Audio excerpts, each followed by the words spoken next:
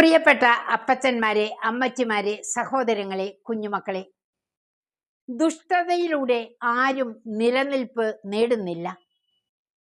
നീതിമാന്മാർ ഒരിക്കലും ഉന്മൂലനം ചെയ്യപ്പെടുന്നുമില്ല.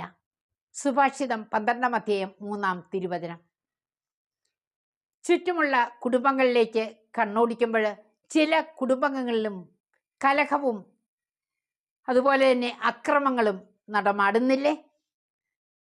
ലഹരി വസ്തുക്കളുടെ ഉപയോഗവും തെറ്റായ ചില ബന്ധനങ്ങളും അതിന് പിൻ കാരണങ്ങളായി മാറുന്നുണ്ട്.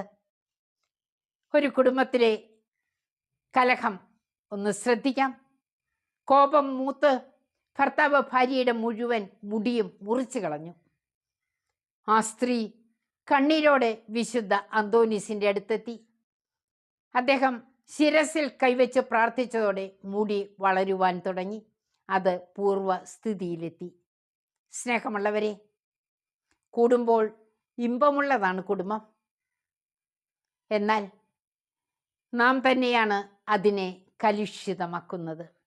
നസ്രസിലെ തിരുക്കുടുംബം പോലെ നമ്മുടെ കുടുംബങ്ങൾ ശാന്തിയുടെയും സമാധാനത്തിൻ്റെയും വിശുദ്ധിയുടെയും ഉറവിടങ്ങളാക്കി മാറ്റാൻ നാം തന്നെയാണ് മുൻകൈയെടുക്കേണ്ടത്.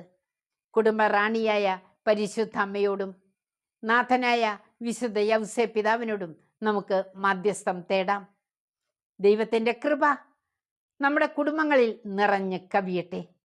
അതിനുള്ള ദൈവാനുഗ്രഹം അവിടുന്ന് തന്നെ നമുക്ക് പ്രദാനം ചെയ്യും. പ്രത്യാശയോടെ നമുക്ക് ദൈവസന്നിധിയിൽ കരങ്ങൾ കൂപ്പാം.